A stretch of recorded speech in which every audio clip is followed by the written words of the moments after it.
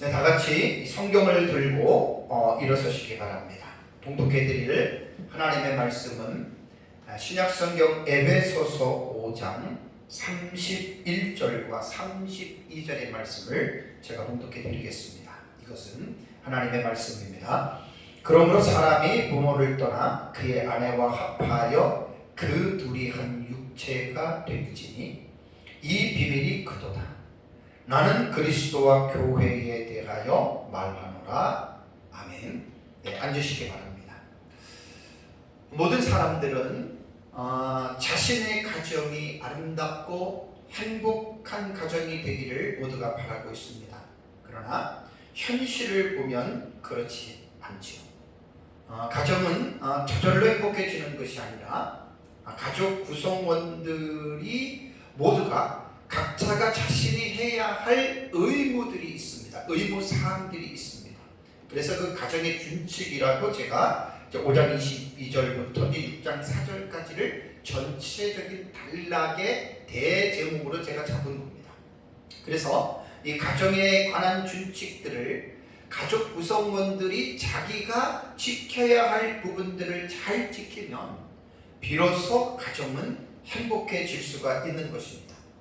에베소서 5장 22절과 6장 4절까지는 가정에 관한 말씀이 기록이 되어져 있고요. 지금 에베소서 주의 설교를 이번 시간이 51번째 시간으로 제가 지금 설교를 하고 있습니다.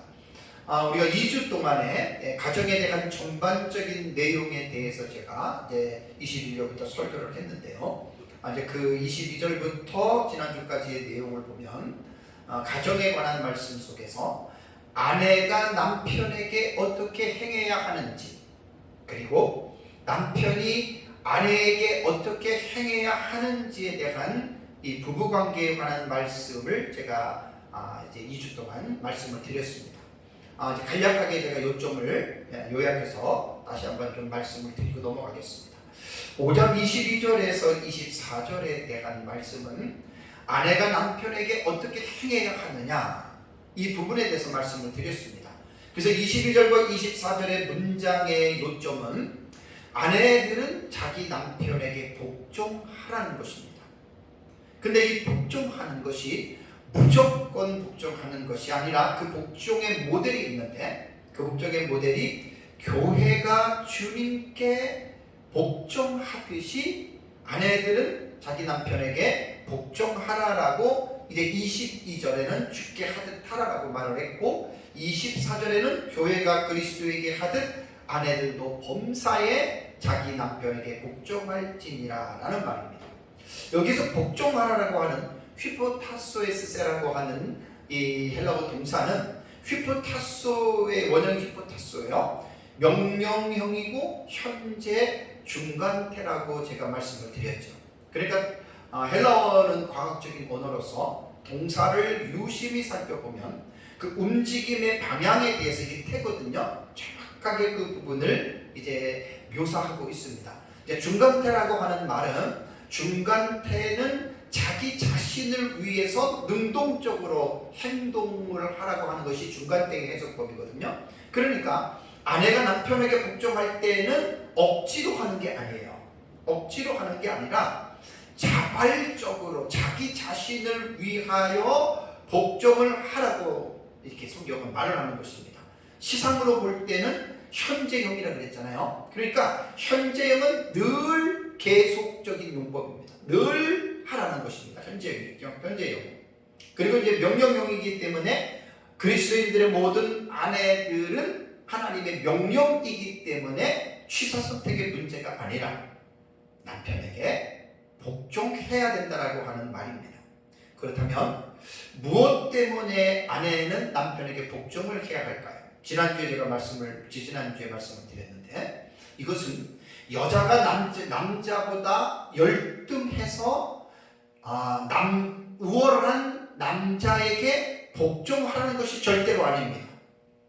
그 이유는 남자를 여자의 머리로 하나님께서 세우신 거예요. 그러니까 이것은 하나님의 하나님이 사람을 창조하실 때에 하나님이 세우신 그 질서에 해당이 됩니다.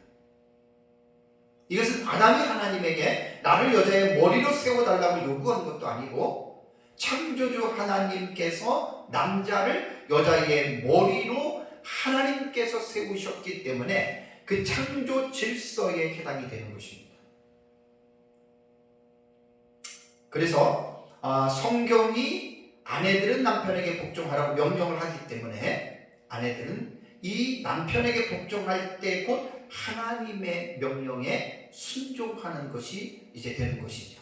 자, 그리고 나서 이제 지난주에 5장 25절에서 30절의 말씀에 대해서 제가 설교를 했는데, 이 본 단락의 요점은 남편들에게 하는 내용이잖아요. 남편들에게 하는 내용인데, 이 단락의 요점은 그렇습니다. 남편들은 아내를 사랑하라는 것입니다. 근데 여기서 사랑하는 것도 무조건 자기 기분이나 감정에 따라서 아내를 사랑하는 것이 아니라 그 사랑해야 할 모델이 있죠. 그 사랑해야 할 그 모델을 그 단락에서는 두 가지의 예를 들어서 교훈을 했습니다. 첫째는 25절을 보면 그리스도께서 교회를 사랑하시고 그 교회를 위하여 자신을 주신 같이 사랑하라. 그러니까 남편도 아내를 자기 기분대로 사랑하면 안 돼요.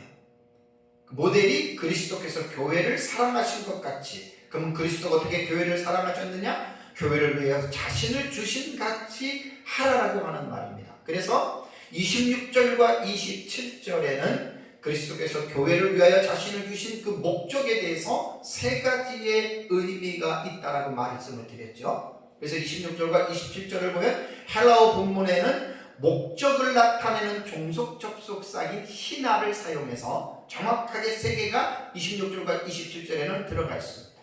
우리말을 봐서도 이는이라고 하는 이것이 이제 히나절에 대한 해석법이거든요. 그래서 세 가지의 의미가 있는데, 여기에서 이제 그 세 가지는 뭐냐면, 첫째는 26절에 물로 씻어 말씀으로 깨끗하게 하사 거룩하게 하시기 위해서 예수님은 자신을 내어주신 것이에요.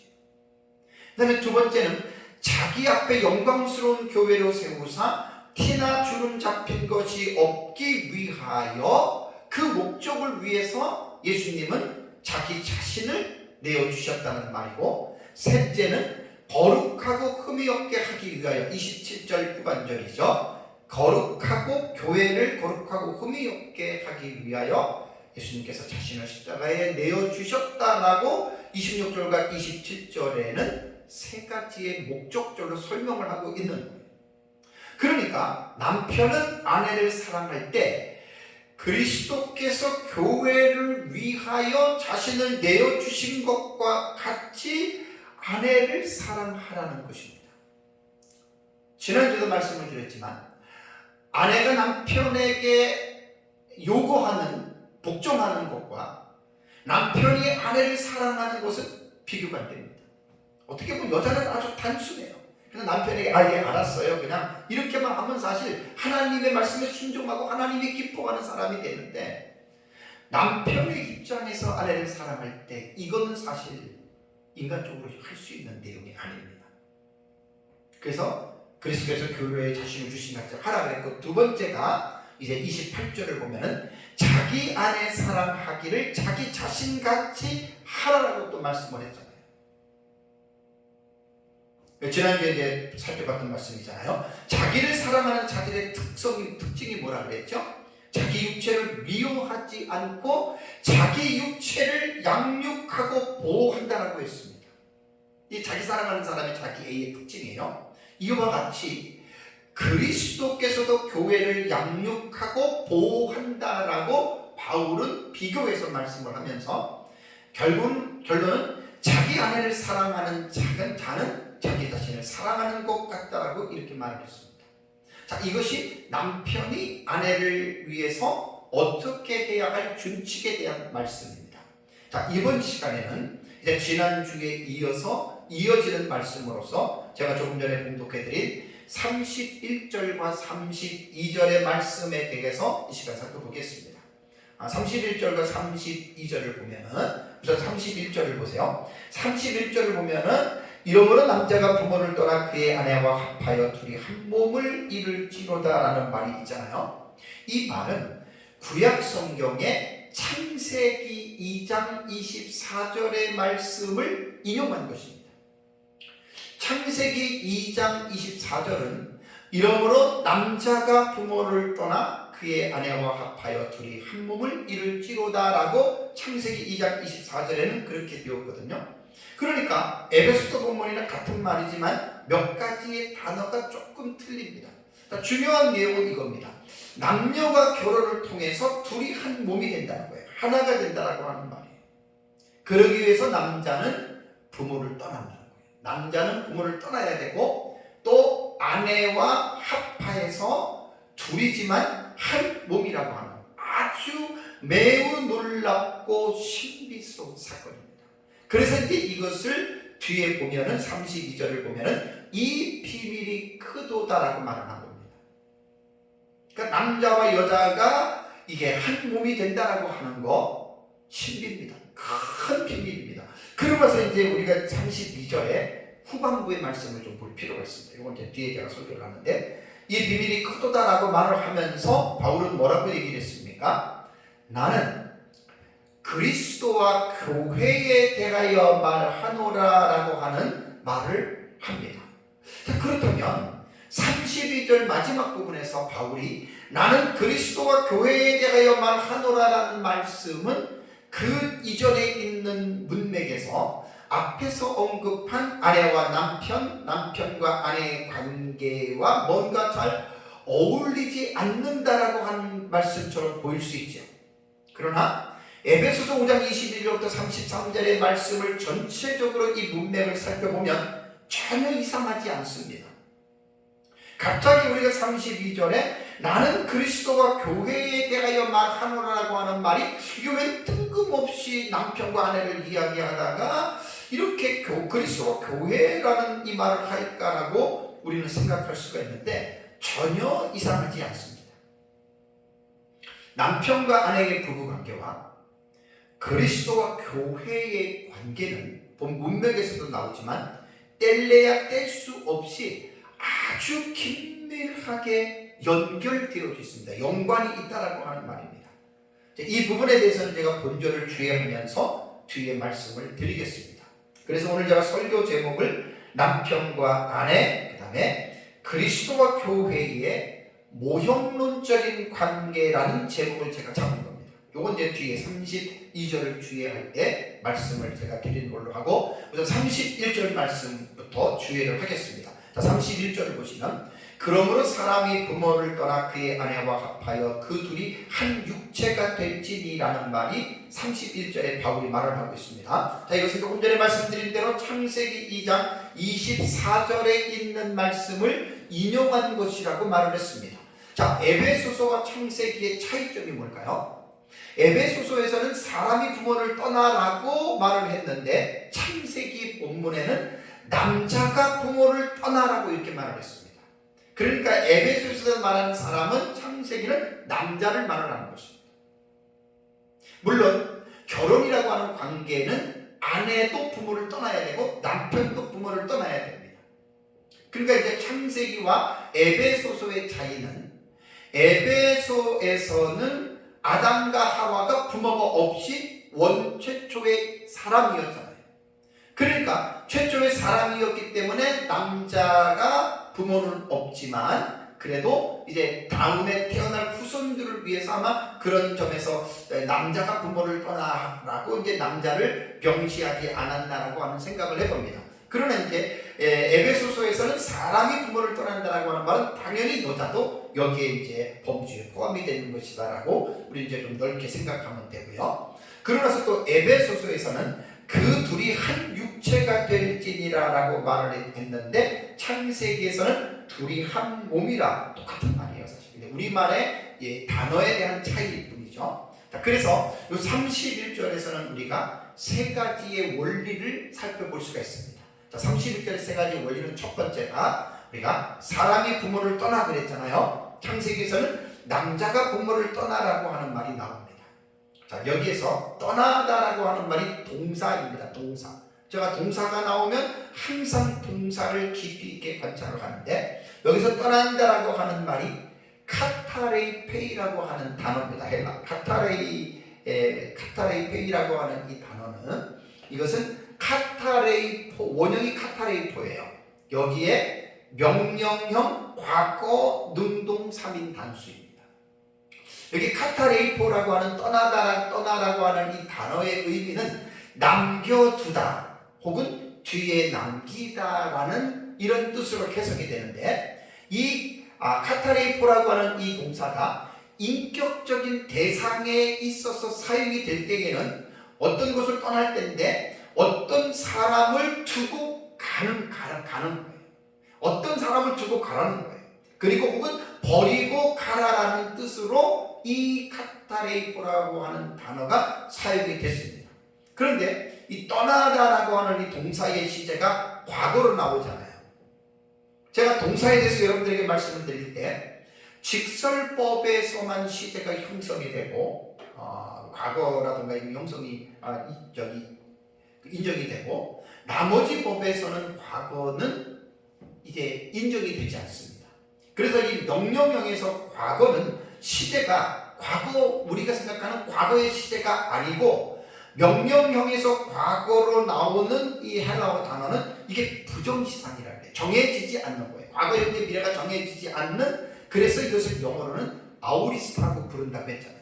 그렇다면 명령형 과거이기 때문에 이것은 시제가 적용이 되지 않아요. 과거에 떠났다 그런 뜻이 아니고, 부정시상에 대한 아우리스트에 대한 해석은 제가 두 가지로 하라고 했어요. 단회적인 행동 아니면 단호함에 대한 행동이라고 했죠. 이것은 사실 헬라어 원문을 볼 때는 되게 중요합니다. 이것이 얼마나 많이 나오는지 모릅니다. 그래서 꼭 기본적으로 이 아우리스트 부정시상에 대해서는 꼭 누구든지 원문을 보시는 분들은 이해를 하고 있어야 됩니다. 이제 우리말 성경에는 이런 미시문법에 대해서 집어넣지 않았기 때문에 모르고 원문을 봐야 이런 것들은 나올 수가 있는 거니까, 부모를 떠나라고 하는 이 말은 부정시상이기 때문에 과거가 아니고 단호하게 떠나는 거예요. 민기적 되고 질질 끌면서 떠나는 게 아니라, 남자가 부모를 떠나, 사람이 부모를 떠난다고 하는 말은 여자도 마찬가지고 남자도 마찬가지고 단호하게 결혼과 동시에 떠나는 거예요. 그리고 이게 이제 태가 능동태잖아요. 억지로 막 울면서 부모를 떠나는 게 아니라 자원하는 마음으로 자발적으로 부모를 떠나라는 거예요. 한국인의 전통적인 가정사를 보면 딸을 낳으면 시집을 통하여 부모를 떠나서 너는 남편 집으로 간다라고 교육을 어릴 때부터 유교 문화권 속에서는 그것을 강하게 강조해서 교육을 시켰습니다. 그래서 한국 사회에서는 딸이 시집을 가면 당연히 원가족을 떠나는 것으로 알고 있어서 딸은 시집 가면 이제 엄마 아빠나 이제 시집 가요 이렇게 알고 있어요. 그런데 남자의 경우는 조금 다르죠. 결혼을 하면 아내를 집으로 데려오는 것이고, 아내는 시집에 예속된 존재로 살아가는 것이 우리나라 전통적인 사상이었습니다. 물론 지금은 그 사상이 많이 변했습니다. 그래서 요즘에는 아들이 장가갈 때 뭐라 그래요? 아들을 며느리 집에 보낸다라고도 이렇게 이야기하고 있지 않습니까? 자, 결혼한 한 남자는 결혼하기 전에 아내도 마찬가지고요, 부모로부터 양육을 받은 상태에서 이제는 새로운 가정을 꾸미고, 새 가정의 남자는 가정이고, 그래서 여자는 또 남편과 합해서 새로운 가정을 이루기 때문에 원 가정을 둘이 단호하게 떠나는 거예요. 이게 바로 부정시상 아우리스트 해석이거든요. 단호하게 떠나야 돼요. 근데 여기에서 단지 그냥 집만 이사하는, 자기 집만 빼서 새로운 집을 얻는 것으로 말하는 것이 아니라, 육체적으로나 정신적으로나 영적으로나 경제적으로나 모든 면에 단호하게 부모를 떠나야 한다. 이것이 31절에 담겨있는 세 가지 원리 중에 첫 번째 원리입니다.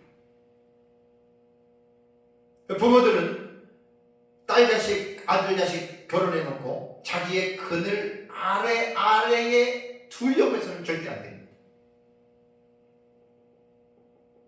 단호하게 부모 입장에서도 내보내야 되고 자식 입장에서도 떠나야 되고, 이게 첫 번째 원리고, 두 번째 원리는 연합의 원리죠. 자, 그 31절에 뭐라고 그랬습니까? 부모를 떠나, 그 다음에 그의 아내와 합하여라고 말했죠. 여기 동사 합하여라고 하는 말은 프로스콜레세세타이라고 하는 이러한 단어거든요. 요 단어의 원형이 프로스콜라우라고 하는 단어입니다. 이게 이제 능동태가 있는 단어인데, 이 단어는 명령, 과거, 수동 3인 단수입니다. 이것도 이 프로스콜라우의 이 단어의 뜻이 뭐냐면, 합한다라고 하는 말은 부착하는 거예요. 달라붙는 거예요. 결합하다 이런 뜻이고, 합일, 하나가 되다라고 하는 이렇게 해석이 되는 단어입니다. 근데 여기서 보면 앞에 단어와 마찬가지로 명령형인데 과거형이잖아요. 그러니까 여기서 직설법 외에는 과거는 시제가 형성이 안 된다 그랬죠. 그러니까 여기서는 명령에서 과거이기 때문에 이것은 부정시상이고 영어로는 아오리스트라고 얘기를 했죠. 그러니까 이 해석은 단회적 아니면 단호함으로 해석을 해야 되는데, 아내와 합한다라고 하는 말은 단호함으로 이것도 해석하는 게 좋아요. 단호하게 연합하는 거예요.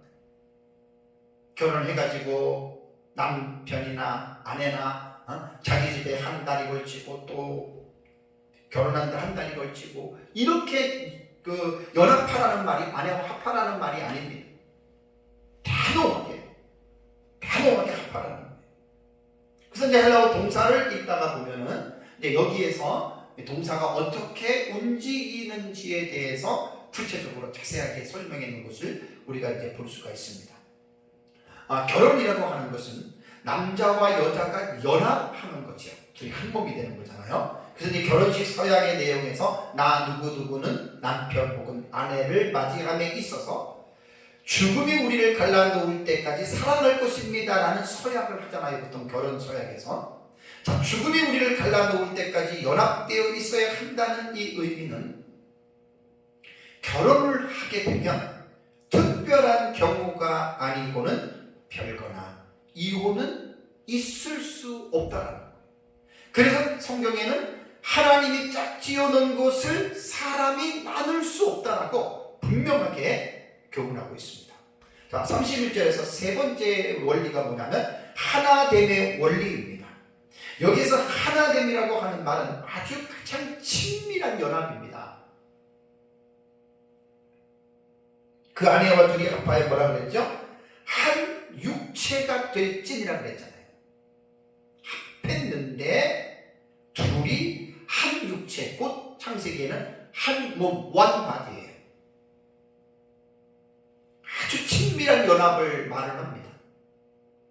여기서 이제 한 몸이라고 하는, 하나가 된다라고 하는, 한 육체가 된다라고 하는 말은 정신과 육체와 영적으로 모두가 다 하나가 됨을 말합니다. 특히 부부간의 하나됨이란 육체적인 측면으로 볼 때는 성적인 부분이에요. 남자와 여자가 결혼 전에 서로가 정조를 지켰다가 결혼을 통해서 성적으로 이제 한 몸이 된다고 하는 말입니다. 친밀하게 한 몸이 되는 것이라는 말입니다. 그래서 부부간의 성적인 관계는 부부에게 주어진 하나님의 은혜의 선물입니다. 그래서 성적인 연합은 결혼이라고 하는 제도를 통해서 남녀 간의 육체적인 연합을 말하는 것이, 이것이 이제 한 육체가 된다, 한 몸이 된다라고 하는 그런 말입니다. 여기서 이제 우리가 한 몸에 대한 이 부분을 꼭 육체적인 성적인 연합만을 우리가 말해서는 안 됩니다. 조금 전에 말씀드린 대로 정신적으로도 하나가 되어야 되고 또 영적으로도 하나가 되어야 한다라고 하는 말입니다. 결혼한 부부가 하나 되면요, 결혼하자마자 하나 되면 쑥 깊이 들어가는 게 아니에요. 많은 시간이 필요합니다. 많은 시간을 통해서 그 결혼의 관계를 통해서 하나됨의 깊이가 아주 무궁무진하잖아요. 그래서 결혼을 통해서 그 하나됨으로 들어간다라고 하는 것이 31절에서 말한 세 가지의 원리입니다. 자, 그 다음에 이제 32절을 볼까요? 이어지는 32절을 보면 이 비밀이 크도다라고 하는 말이 나옵니다. 이 비밀이 크다. 뭐가 비밀이라는 거죠? 사람이 부모를 떠나 그의 아내와 합하여 그들이 한 몸, 한 육체가 되는 것이 비밀이라는 거예요. 근데 이 비밀은 간단한 비밀이 아니라 아주 큰 비밀입니다. 비밀이라고 하는 미스테리온이라고 하는 이 헬라어 단어는 미오라고 하는 단어에서 왔거든요. 입이나 입술을 닫다, 담을 다해서 유래가 됐어요. 그러니까 언급될 수 없거나 언급되어서는 안 되는 말, 그게 비밀이잖아요. 따라서 이 미스테리온이라고 하는 이 단어는 감춰진 것, 그래서 비밀 혹은 신비로 번역을 합니다. 사도 바울은 본절에서 이 비밀이 크도다라고 하는 것은 조금 전에 말씀드린 남녀의 결혼을 통해서 둘이 한 몸이 됐다. 이게 큰 비밀이라는 거예요. 결혼이라는 게 그냥 서로 만나서 그냥 살고 애기 낳고 살고 그렇게 사는 게 아니라 그 만남의 과정을 통해서 또 결혼을 통해서 부부간의 생활을 하면서 자녀를 낳으면서 거기에서 그 경험되어지는 그 일들이 엄청난 비밀이에요. 그러니까 살면 살수록 계속해서 한 몸에 대한 그 비밀의 신비를 부부는 깨달아가는 것입니다. 이것도 정상적인 부부 관계에서나 하는 말이지 비정상적으로 사는 부부들은 이 비밀에 관한 이것을 모르고들 그냥 살아가는 우격다짐으로 살아가고 서로 원수같이 살아가고 이런 사람들은 결혼에 담겨있는 이 미스테리오를 이해할 수, 알 수도 없다는 거예요. 그리고 나서 이제 32절을 다시 보시면 후반절 보세요. 나는 그리스도와 교회에 대하여 말하노라라고 말했죠. 그러면 앞에서 말한 남자가 부모를 떠나서 아내와 합하여 한 몸이 되는 것도 비밀이고 그 뒤에 말한 나는 그리스도와 교회에 대해서 말하는 것도 이것도 큰 비밀이라고 하는 이야기예요. 이 두 가지를 다 포함하고 있습니다. 비밀이라고 하는 말.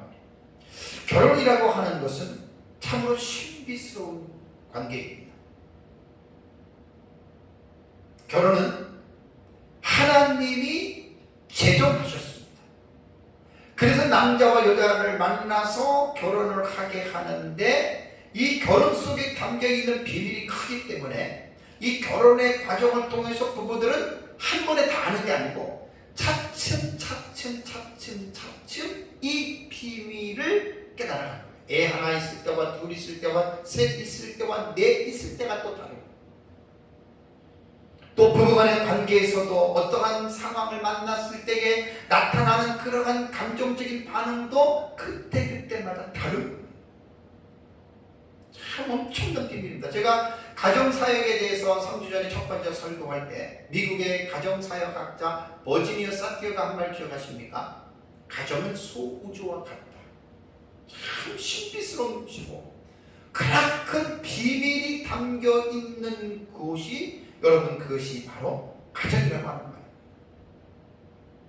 저도 결혼한 지 34년이 됐는데 34년 동안 아내와 세 아이들과 함께 살아가면서 이 한 몸에 대한 비밀을 계속 저도 지금 경험하면서 살아가고 있습니다. 참 너무너무 신비스러워. 출가한 자녀들이 두 딸이 이제 손자들을 낳았습니다. 그것도 너무너무 신비한. 그러니까 이 가정에 담겨있는 둘이 한 몸이 되는 이 비밀은 정말 큰 비밀이라고 하는 사실입니다. 다음에 이제 마지막으로 32절 하반절에 대한 말씀을 가지고 제가 이제 본문의 은혜를 좀 함께 설교를 하려고 합니다. 아까 말씀드린 32절에 바울이 갑자기 뜬금없이 나는 그리스도와 교회에 대하여 말하노라라는 말씀이 나와요. 자, 설교 서두에서 제가 말씀드린 바와 같이 나는 그리스도와 교회에 대하여 말하노라고 하는 말씀은 가정의 준칙에 대한 본문인 아내와 남편의 관계에 대한 말씀과 뭔가 좀 언밸런스, 잘 어울리지 않는 말씀처럼 보일 수 있는 내용이라고 그랬죠.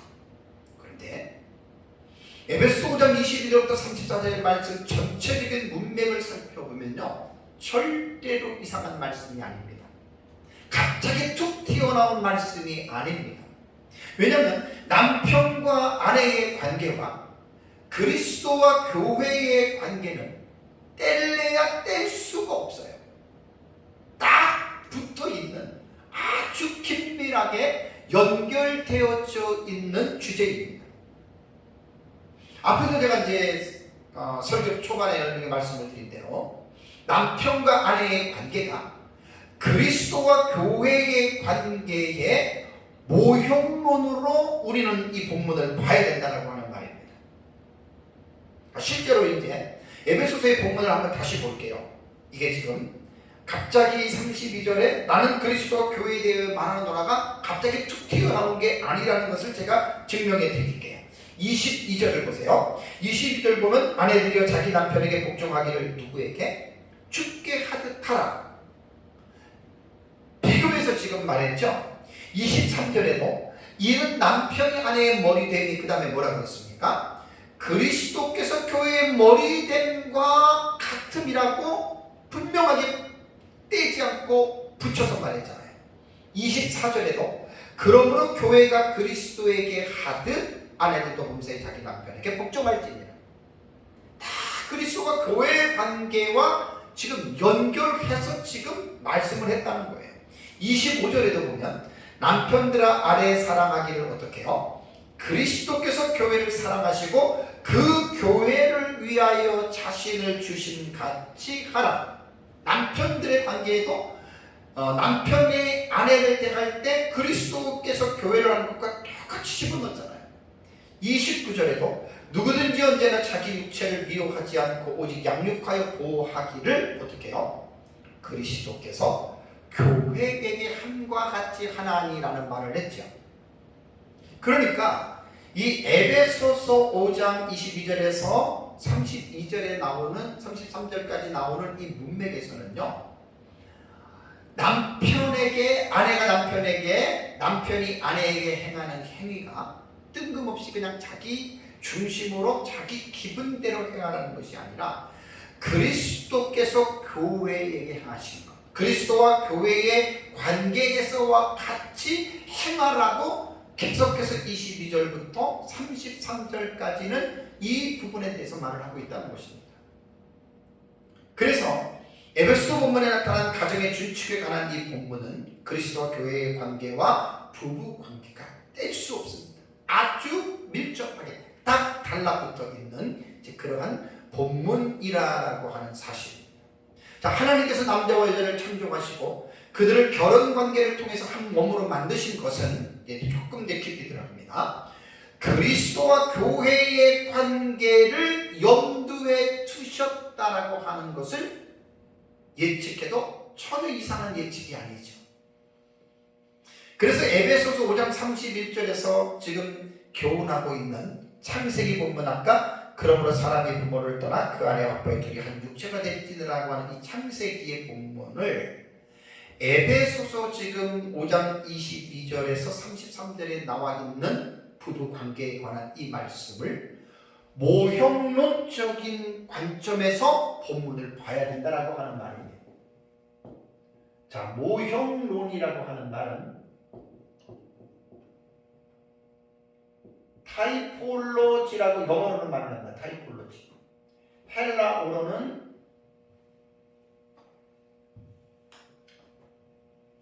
티포스라고 하는 헬라어로는 티포스라고 해요. 티포스라고 이렇게 말을 합니다. 이제 결론적인 본문에서 제가 이제 말씀을 드리는 것은 부부 관계, 남편과 아내의 관계는 그리스도와 교회의 관계의 모형이다. 이걸 지금 이제 강조를 하고 설명을 해 나가는 거예요. 그렇다면 좀 어려운 말입니다. 모형론. 모형이라고 하는 말은 이제 유형이라고도 얘기를 하고 예표라고도 말을 합니다. 유형론이라고도 하고 예표로도 번역이 됩니다. 그러면 이 모형론이라고 하는 이 타이폴로지는 어떤 내용이냐면, 이 해석법은 구약 성경에 기록된 사실들을 실물로 보는 게 아니에요. 구약에 나타난 사실들을 그림자로 봐요. 다시 말씀을 드리면, 구약 성경에 기록된 모든 게 아닌 일부의 사건이나 혹은 인물이나 그리고 제도들을 그림자로 본다는 거예요. 모형으로 본다는 거예요. 그렇다면 그 모형들의 원형이 어디에 있는 거예요? 신약 성경에 있다는 거잖아요. 이게 모형론이라고 말을 하는 거예요. 자, 예를 들자면 구약 시대의 짐승의 희생 제사를 지내죠. 하나님이 성막을 만들어 놓고 이스라엘 백성들에게 제사를 어떻게 지내라고 레위기에서 5가지의 제사법을 강조했어요. 그러고 나서 이제 곡식에 대한 제사를 빼놓고는 다 짐승을 잡아서 그 피를 가지고 제사를 지내라고 하나님께서는 이스라엘 백성들에게 율법에 명시했죠. 그렇다면 구약시대의 짐승의 희생 제사는 그게 실제가 아니에요. 그게 실물이 아니에요. 그게 그림자고, 그 구약시대에 나타난 희생의 제사는 신약시대의 실물이 있는데, 그것이 예수 그리스도께서 십자가에서 대속물로 죽으시는 그 피를 흘리면서 죽는 그것이 바로 실제적인 실물이라고 하는 거예요. 그리고 이제 모세시대, 이스라엘 백성들이 광야에 들어가서 모세시대에 하나님을 향해서 원망했죠. 그래서 하나님이 불뱀들을 보내서 이스라엘 백성들이 물려 죽게 했고, 물려서 죽어가는 사람들에게 하나님은 모세에게 나무에다가 불뱀을 달아놓으라 그랬죠. 불뱀을 달아놓고 누구든지 그 뱀을 보는 사람, 노뱀이죠. 못으로 이제 뱀을 만들어 놓고 그 뱀을 보는 사람들은 어떻게 됐죠? 죽으면서 살아났잖아요. 그렇다면 광야 시대에 일어났던 불뱀에 물린 사람들이 모세가 만든 노뱀을 보고 살아났던 것은 그림자예요. 이게 티포예요, 티포. 이게 타이폴로지라고 해요. 그건 그림자고, 실제적인 그 의미는 뭐냐? 그게 바로 예수 그리스도께서 십자가의 죽으심의 사건이에요. 그래서 예수님이 십자가에 죽으신 그 예수를 믿으면 허물들과 죄들로 죽었던 자들이 살아난다. 그것을 예표하기 위한 것이거든요. 그래서 요한복음 3장 14절과 15절에서는 예수님께서 이런 말씀을 하셨어요. 모세가 광야에서 뱀을 든 것 같이 인자도 들려야 하리니. 십자가에 달려야 된다는 말이에요, 예수님이. 이는 그를 믿는 자마다 영생을 얻게 하려 하십니다.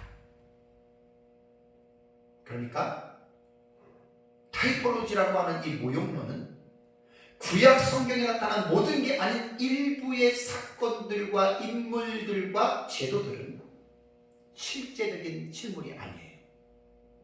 그건 신약 성경의 실물이 있어요. 자, 그렇다면 이제 본문에 나오는 이제 본론에 대한 이 부분을 가지고 말씀을 드리면, 창세기에 나오는 첫사람 아담과 첫 신부가 하와였죠. 그런데 첫사람 아담과 첫 신부 하와가 범죄로 말미암아 인류 사이에 죄를 들어오게 한 장본인이었습니다.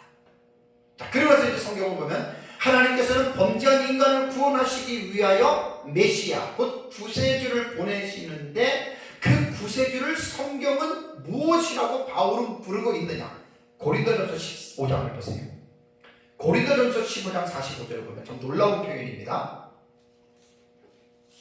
고린도전서 15장 45절을 보면 기록된 바, 바울이 뭐라고 했죠? 첫사람 아담은 생명이 되었다 함과 같이, 그 다음에 말이 뭐죠?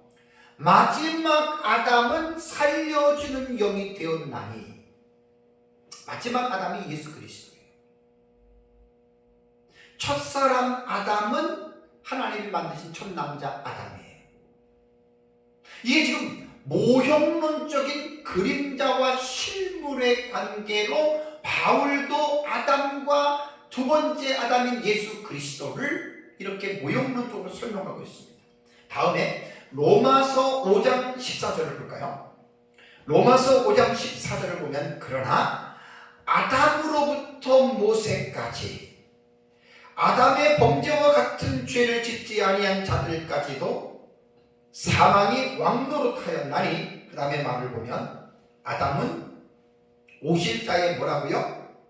모형이라고 말을 했습니다. 여기서 모형이 투포스라고 하는 단어예요. 투포스 헬라어. 흔적 혹은 예표, 모형.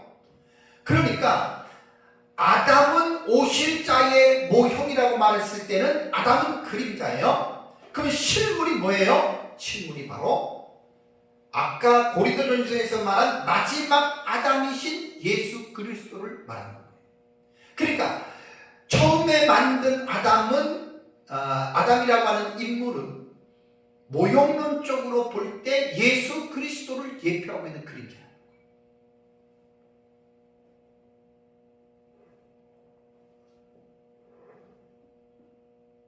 인류에게 선악과를 따먹음으로 죄를 들어오게 했던 첫 번째 사람인 아담은 하나의 모형이면서 하나님은 이 모형을 통해서 마지막 아담이신 예수 그리스도께서 인간을 구원하실 것이라고 하는 이 부분을 사실 성경이 예언하고 있지 않습니까? 이게 이제 구속사에서는 정말로 중요한 해석입니다.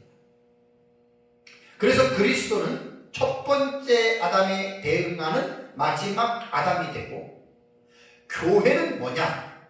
첫 번째 신부인 하와에 대응하는 마지막 아담이신 그리스도의 신부를 교회라고 여러분 말을 하는 거예요. 그래서 첫사람 아담과 하와의 육체적인 연합, 둘이 한 몸이 된 것을 그리스도와 그리스도가 머리가 되고 교회는 몸이 되는 한 몸, 영적 연합을 여러분 드러내는 것입니다. 그래서 지금 에베소서 5장 31절에 이제 창세기 2장 24절에 인용한 이 본문은 그리스도와 교회에 관한 모형론으로 우리는 이 본문을 읽어야 된다라고 하는 것, 이 부분에 대해서 여러분들에게 제가 지금 말씀을 드리는 것입니다. 자, 그렇다면 아담과 하와가 결혼을 했어요. 둘이 한 몸이 됐어요. 이것은 범죄 이전에 수립된 일입니다. 범죄하기 전에 결혼을 했잖아요. 근데 창세기 3장에 들어와서 아담과 하와가 범죄하면서 하나님께서는 죄인들을 구원하시기 위한 구속의 계획은 범죄 이후에 나오는데, 그 구속의 계획이 창세기 3장 15절에 나옵니다. 이것이 최초의 복음, 원시 복음이라고 이야기를 하죠. 내가 너로 여자와 원수가 되게 하고 내 후손도 여자의 후손과 원수가 되게 하리니 여자의 후손은 내 머리를 상하게 할 것이요 너는 그의 발꿈치를 상하게 할 것이니라 하시고, 여기서 창세기 3장 15절에 나오는 여인의 후손이 누구냐? 동정녀 마리아의 몸을 통해서 이 세상에 태어나시는 예수 그리스도를 말합니다. 그래서 예수 그리스도는 하나님으로서 인간의 죄를 대신 짊어지시고 십자가에서 대속제물로 예수님이 죽으시죠. 그리고 장사한 지 사흘 만에 죽은 자 가운데서 다시 부활하심으로 예수 그리스도를 믿는 모든 사람들의 죄가 사해진 것입니다. 그래서 누구든지 예수 그리스도를 믿기만 하면 그 모든 죄가 용서가 돼서 하나님의 자녀가 되는데, 그 하나님의 자녀들이 모인 공동체를 우리는 에클레시아, 교회라고 말을 합니다. 교회. 그러니까 교회는 건물이 아니에요. 교회는 건물을 가지고 교회라고 말하는 것이 아니라 예수 그리스도를 믿고 구원받은 성도들의 공동체의 모임을 여러분 교회라고 부른다라고 하는 사실입니다. 그래서 범죄 이전에 하나님께서 세우신 이 결혼의 관계는 범죄 이후에 그리스도와 교회의 관계에 대한 모형이 된다라고 하는 말입니다. 참 신비한 거예요. 그래서 바울이 32절에 이 비밀이 크도다라고 한 말은 제가 지금 이 모욕론의 입장에서 지금 여러분들에게 설명하고 있는 내용이 성령의 감동이 아니고는 이게 이해가 안 돼요. 그래서 남편과 아내의 부부관계가 그리스도와 교회의 관계에 대한 예표론, 곧 모형론으로 여러분 우리는 본문을 이해하고 있어야 합니다. 남편과 아내의 부부관계는 그리스도와 교회의 관계를 예표하는 그림자다. 이걸 본문에서 깨달아야 됩니다. 그래서 이제 결론은 뭐냐면, 결혼한 부부들은 남녀가 결혼을 해서 어떻게 살아야 돼? 그냥 서로가 살잖아요. 그냥 뭐 여보 밥 좀 뭐해 그러다 또 기분 안 좋으면 막 싸우고 우리 그냥 이렇게 살잖아요. 그런데 결혼이라고 하는 것은 분명한 모델이 있습니다. 꼭 기억해야 됩니다. 결혼하는 사람들 무조건 결혼해서 무조건 살잖아요. 그러니까 결혼에 대한 진정한 의미가 무엇인지도 모르고 그냥 살아가잖아요. 그러다가 서로가 성격 차이로 해서 서로가 이혼하고 깨지잖아요. 여러분, 그런 사람들은 결혼이 무엇인지를 전혀 모르고 그냥 사는 거예요. 인간의 육신적인 감정이나 정에 이끌려서 그냥 산 거예요. 정말 안타깝습니다. 그래서 결혼한 부부들은 반드시 결혼이 무엇인지에 대해서 하나님께서 모델로 세워놓으신 그리스도와 교회의 관계를 반드시 배워야 됩니다. 그래서 그리스도와 교회의 관계를 통해서 결혼 생활이 어떻게 해야 되는지를 배워야 한다는 것입니다. 이는 마치 구약시대 짐승의 희생제사를 드리던 이스라엘 백성들이 제사의 원형인 그리스도께서 십자가에 죽으신 그 원형의 사건을 깨달아 알아야 하듯이, 결혼한 부부들은 그리스도와 교회의 관계를 통해서 남편과 아내의 역할이 무엇인지를 반드시 배워야 됩니다. 그래서 바울은 에베소서 5장 22절부터 33절까지 특별히 부부관계에서 아내는 남편에게 어떻게 해야 되고 남편은 아내에게 어떻게 해야 되는데, 그 어떻게 해야 할 규범들을 그리스도와 교회의 관계를 통해서 정확하게 모델로서 교훈했다라고 하는 사실입니다. 사랑하는 성도 여러분, 아름답고 행복한 가정, 또 아름답고 행복한 부부 관계를 가지려면, 가정을 만들려면 반드시 그리스도와 교회의 관계를 배워야 됩니다. 알아야 됩니다. 아까 말씀드린 대로 구속사적인 측면으로 볼 때 그리스도와 교회의 관계가 실물이에요. 사실 부부 관계는 그림자입니다. 그러니까 그림자는 실물에게서 그 모든 역할들을 배워야 돼요. 그리스도와 교회의 관계를 모르고 어떻게 온전한 부부를 이룰 수가 있겠습니까?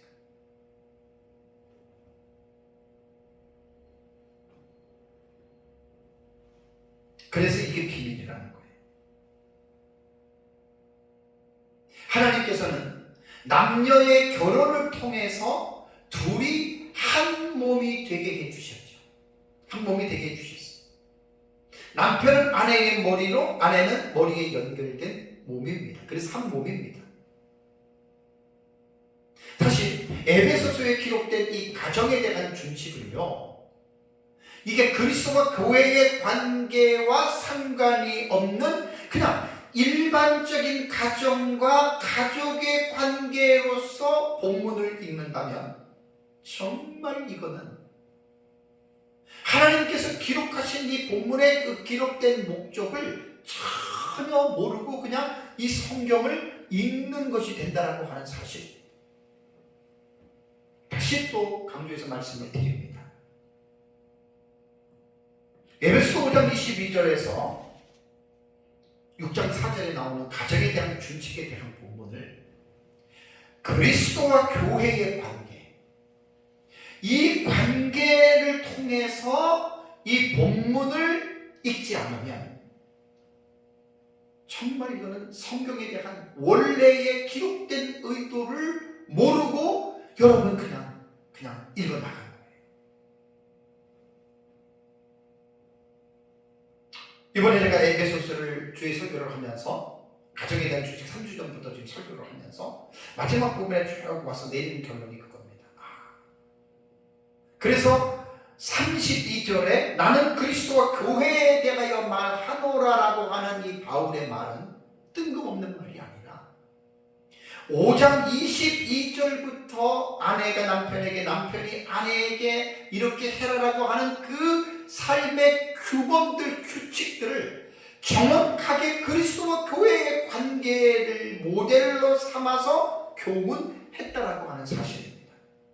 그래서 32절에 나는 그리스도와 교회에 대하여 말하노라라고 하는 이 말은 어떻게 보면 뜬금없는 말이 아니라 결론적인 말이라고 보셔야 됩니다.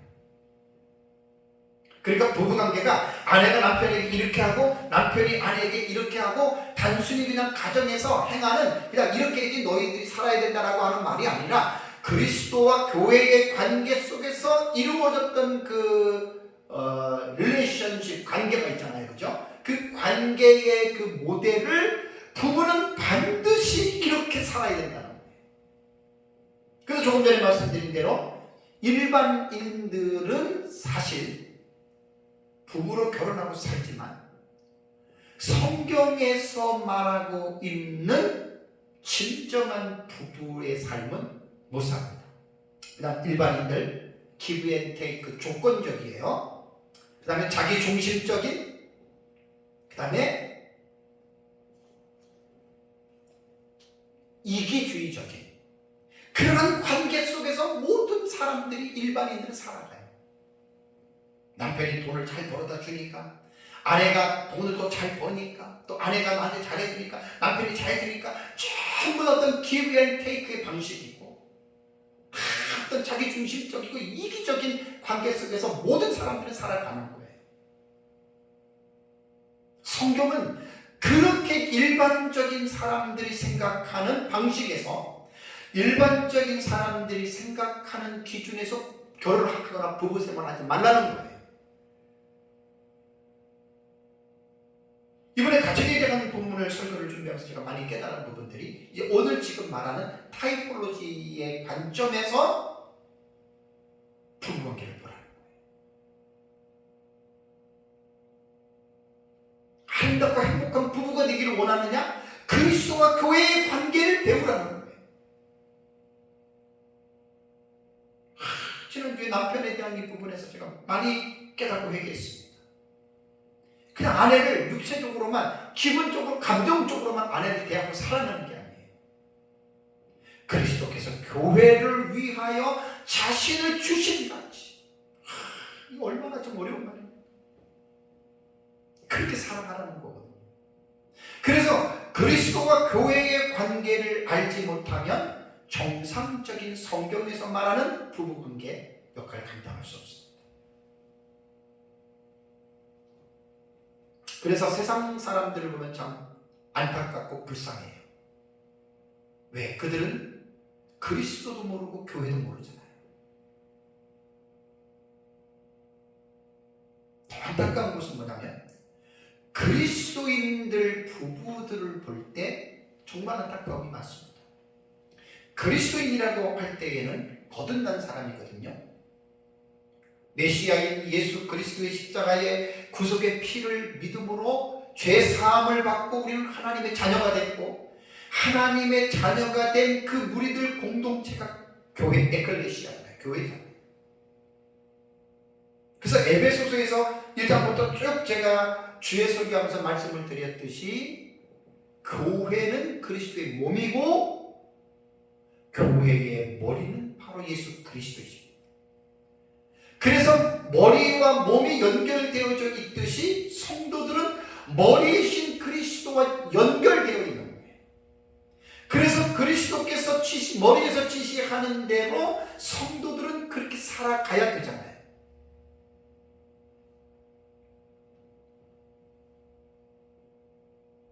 그래서 그리스도가 어떻게 교회를 사랑하고 교회가 어떻게 그리스도에게 복종하고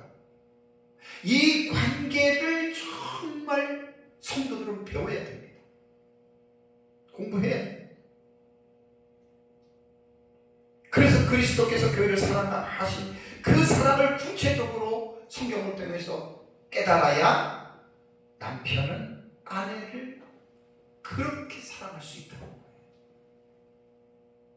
아내 입장에서는 교회가 어떻게 그리스도에게 절대적으로 복종하느냐, 교회가 어떻게 그리스도에게 순종하느냐, 그것을 성경을 통해서 잘 배워야 아내들도 자신의 머리가 되는 남편에게 복종할 수 있다는 것입니다.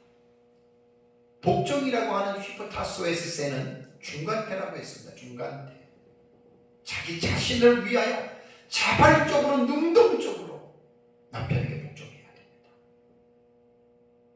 그래서 무조건 그리스도와 교회의 관계를 모르고 무조건 그냥 아내 사랑해, 남편에게 복종해 이렇게 말하는 것은 사실 영향력을 발휘하지 못합니다.